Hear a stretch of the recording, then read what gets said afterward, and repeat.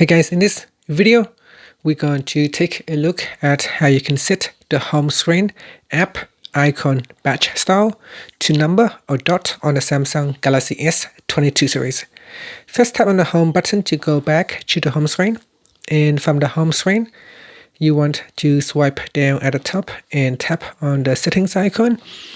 In settings, swipe up to go down and tap on home screen.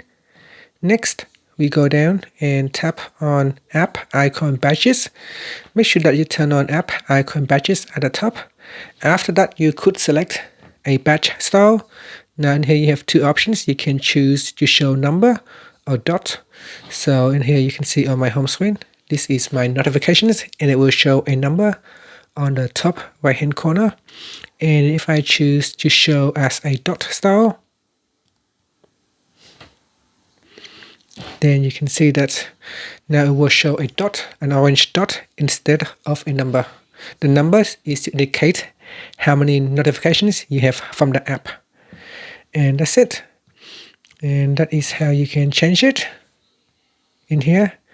So select a badge style, and finally you can tap on the home button to go back to the home screen. Thank you for watching this video. Please subscribe to my channel for more videos.